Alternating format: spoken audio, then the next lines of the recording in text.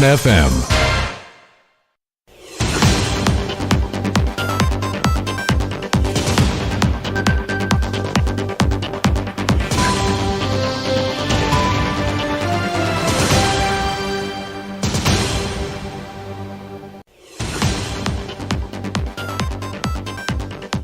Good day, my name is Amrita Koshal and this is your main newscast.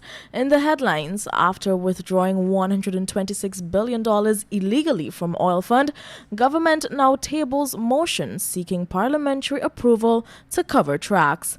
Tain campus valedictorian credits success to solid support system and calls grow for full coverage insurance from ExxonMobil, opposition to table motion in parliament to advance this position. Meanwhile, Nigeria FPSO had 60,000 barrels on it before explosion. Authorities finally put out the fire. Stay tuned for more details.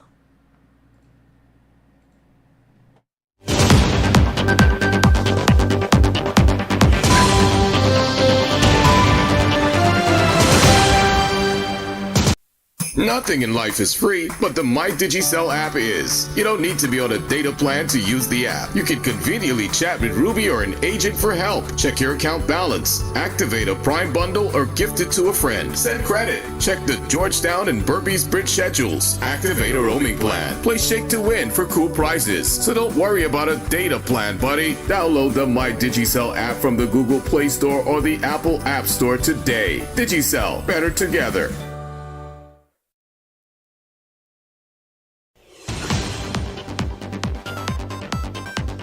And now for your news in detail, Nigeria's Minister of State for Environment, Chief Sharon Kaieteur, announced that the oil production and storage ship, which recently exploded in Nigerian waters, was carrying approximately 60,000 barrels of crude at the time of the explosion.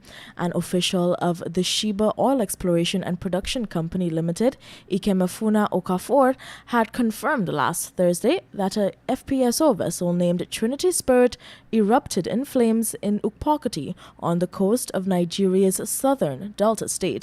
As a result of the explosion, one of the 10-member crew that was on board at the time is feared dead, as his whereabouts remain unknown.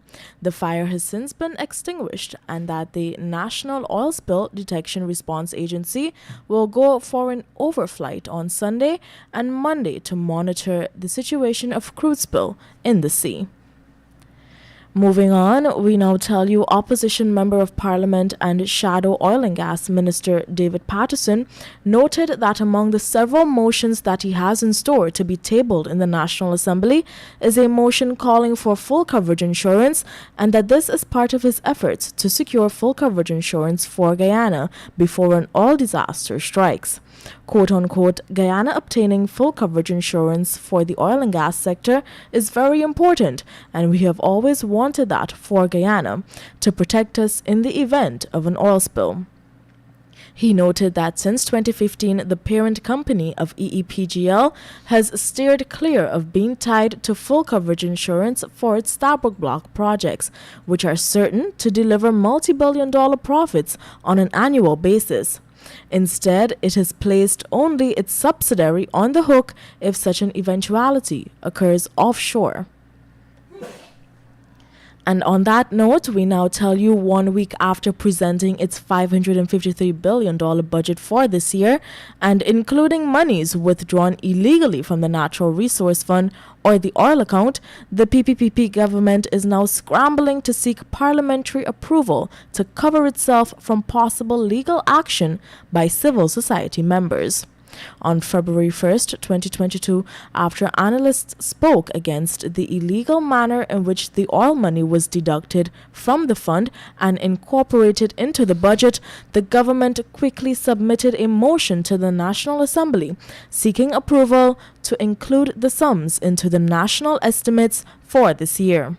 The Natural Resource Fund Act, which was hurriedly passed last December in a matter of less than 2 weeks by the government, whose sidelined calls for a thorough review, outlines that the Parliament must approve withdrawals from the fund to be included in the government spending. Weighing in on what he referred to as a pilfering of the oil money, Shadow Oil and Gas Minister David Patterson on Sunday told Kaieteur News that the administration has been living up to its corrupt nature since its assumption to office, and this recent move is evident that their motives are no longer secret. Moving on, Carlos Waith of Norton and George Streets was shot dead during the wee hours of this morning in Leopold Street. A night out with friends ended in tragedy after he was killed during a brawl and allegedly trying to part a fight. See more details in tomorrow's Kaieteur News. And in other stories, on a lighter note, Tamesh Mohabir of Good Banananland, East Kanji Berbice, has shattered the difficulties and overcome success in multiple ways.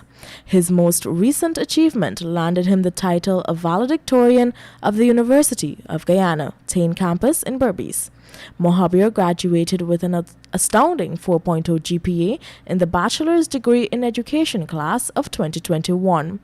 Mohabir, who started from humble beginnings in Adelphi Village, East Kanji, and subsequently relocating to Good Banananland, East Kanji, grew up in a single-parent home after losing his father when he was just 3 years old.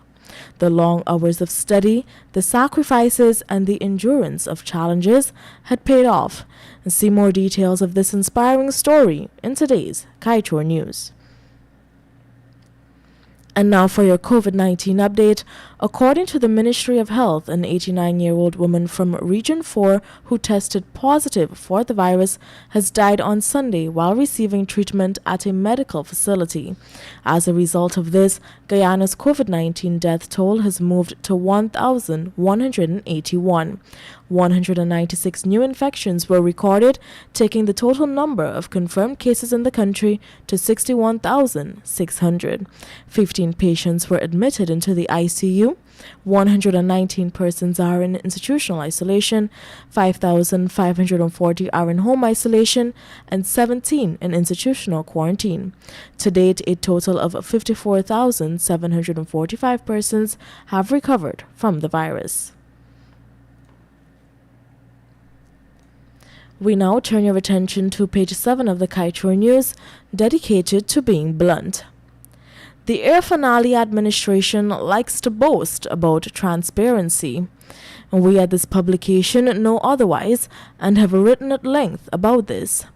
Today, the said administration is going to Parliament to approve spending the proposed sum in the $552.9 billion budget.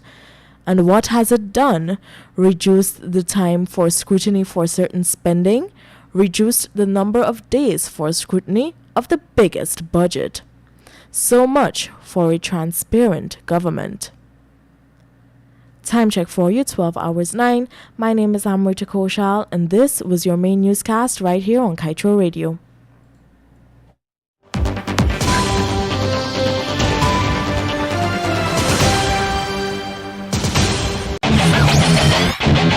Want value for your advertising dollar? Then place your ads on Kaieteur Radio's newscasts. Streamed live on 6 different mediums, reaching hundreds of thousands. Advertise today and watch your dollar grow.